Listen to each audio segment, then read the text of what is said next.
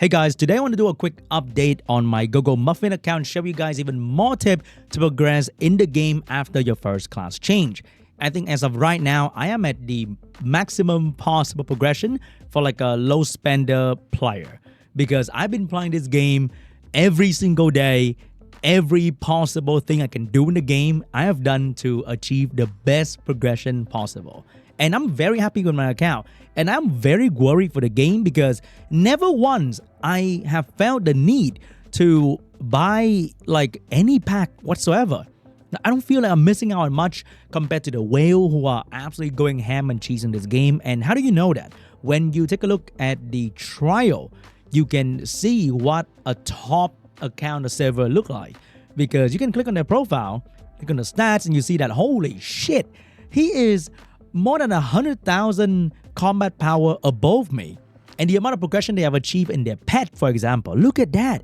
It's all fucking gold star, and all of their pet move are like level 18, which is really crazy. But the thing about this game is, I don't feel like I have to spend any money as of right now. I don't know what in the future holds, but as of right now, I don't feel like I need to spend any more money than I have already spent to progress any further in any content whatsoever. So what have I spent on? As mentioned in the first video, I bought the $1 legendary weapon that I replaced 3 days later, so maybe don't even buy that, okay? And I cave in and bought the monthly pass because I was worried that I was going to run out of the sterilite, the crystal in this game to buy the progression items in the shop. But so far, I have bought these every single day and I don't feel like I need to worry about my crystal at all. I even refresh crystal sometime in the artifact and do a bit of summon here and there for fun. But honestly, I've never felt the need to spend money. So it's good for me, but is it good for the game? I'm not too sure. That's enough of the update for my account. So what are the things I've learned so far? First, let's take a look at the info page for your character. A lot of people ask me, how do you upgrade your skill? Like, do you do it randomly or what? When you upgrade your skill, you can take a look at these. These are like the target you're gonna look at when you upgrade your skill level. So I prioritize getting my active skill to the highest level possible, and I want to hit these as often as I can. So when I saw that my skill were going to level 90, I actually reset some of the passive skill that I think that is not too important and invest into my active skill, especially this one, to the level 90 to get the extra bonus at level 90. And I do that for all the other active skill as well because you need to do damage, you need to heal, so your active skill is very, very important. And then I look at my passive skill. And don't worry, if you think that, hey, this skill is actually not that important, you can just change the position of the other passive skill to the higher level slot if you feel like you made the wrong choice on how you position your skill. But I will probably go 90, 90, 90, 90, 90 to get the bonus. So sometimes you might have to hold out and not upgrade your skill immediately because the cost for one up level from 60 to 61 is not exactly that high. So the game will prompt you to upgrade your skill, but you don't actually have to. I know the red dot is very annoying to look at, like for the artifact, for example, we're going to talk about later. But they will tell you to upgrade your skill. But what I do is I just hold out and I just upgrade the skill that I think matter and I want to hit the level 90 sooner. So I would upgrade the other skill and wait a little bit and not just upgrade randomly. Because getting the bonus I think is going to be super important because it gives you so much more than just a bit of extra power when you upgrade a skill from level 60 to 61. It doesn't really give you that much of a bonus. For my equipment, I have been doing a lot of rift as well. So when you do your rift, you get the next tier of the gear, and this one's gonna be the icicle set. And right now I'm using all icicle, but 2 of the legendary from the energy set I will still keep. I can actually replace them with a tier 5 item that I got right here. I maxed them out just in case because I did some testing, but somehow the energy set will still give me higher overall combat power. And because for the legendary set, they give you an extra thing that comes with the legendary item. So during the battle, you will gain 1 stat of power every 15 seconds. And this will increase your HP pretty much infinitely. because there's really no cap to this, right? So your HP will just keep going up and going up after a while. And the first line of energy set is increase your attack by 11%. However, when you compare that to the icicle set, it will increase your attack by 10%. And when your HP is above 70%, which is the start of the battle, you get 5% more. So that is like 4% more attack, which might be really good. But then the gauntlet will give you 3 stacks of power when you enter the battle. And each stack already increase your attack by 4%. And by entering the battle, the gauntlet already give you 12% more of attack, which is absolutely incredible. And not only that, you get infinite HP increase, kinda infinite. There's no cap that they mentioned here. So that is still really, really good. And I still use the energy set for now, okay? Because remember, the helmet or the helm will still give you higher HP overall compared to the lower level legendary one. And the better gauntlet that you can farm in the later rift will also give you more attack overall.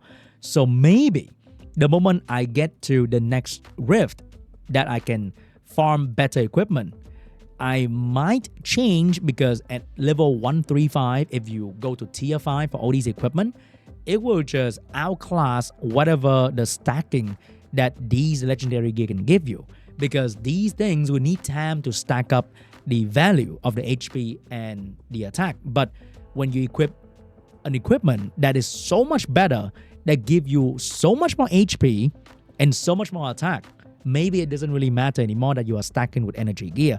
But for now, I am still using the energy gear to, I think, maximize my combat power. But the moment I open the next rift, especially the hard level, I might say goodbye to the legendary gear. For the accessory, I am just using the better one because they just give you so much better stats, and you don't have the legendary accessory anyway, so there's no extra value in keeping the lower level accessory whatsoever. For the pet, I'm so happy I rolled this thing, because this thing passive skill is incredible. It allowed me to get extra crit, haste, and determination. All 3 actually improve my healing ability, because healing in this game can crit. So this pet can randomly make you heal better and heal more often with the passive.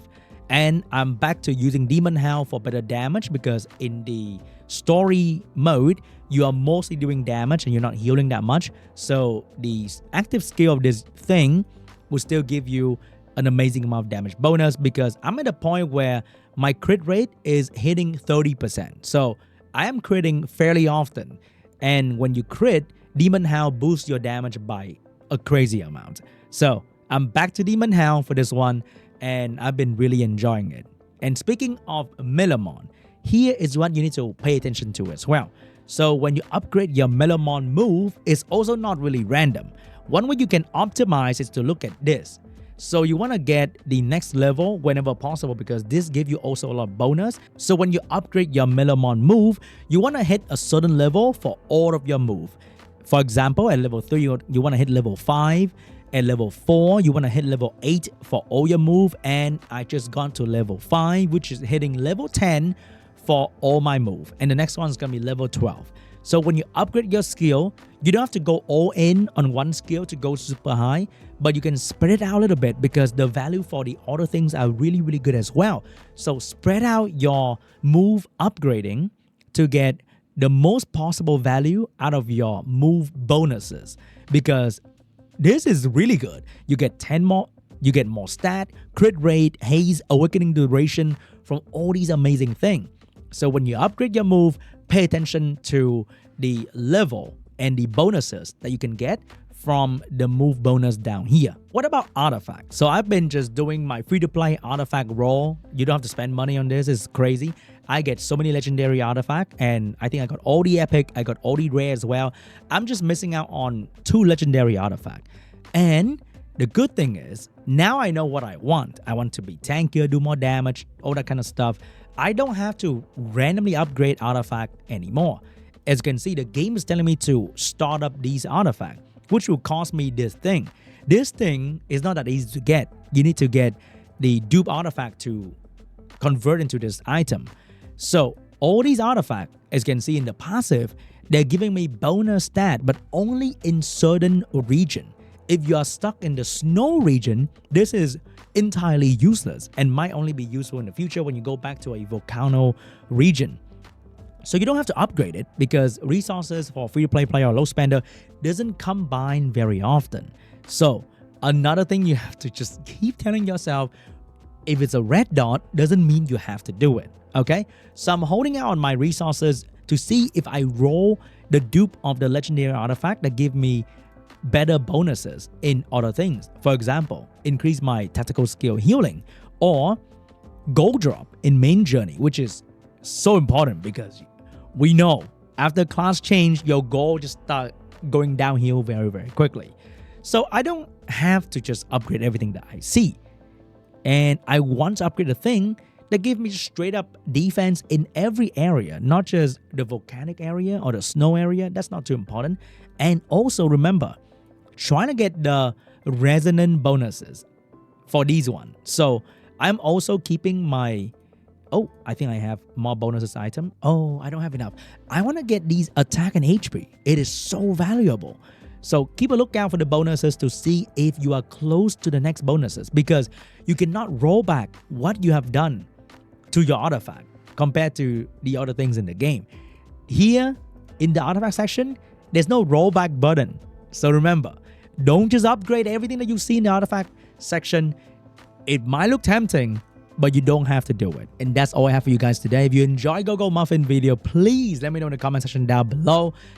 I've just been loving this game because it is such a great side game that I don't have to invest too much time in. Even though I log in every day, I play a bit here and there, I don't actually have to go balls deep with my brain into this game. And I'm still having a lot of fun doing Rift with my friend. Like the Rift and the fishing is just kind of fun. It's just great side game. So thanks for watching. See you guys in the next one. Bye-bye.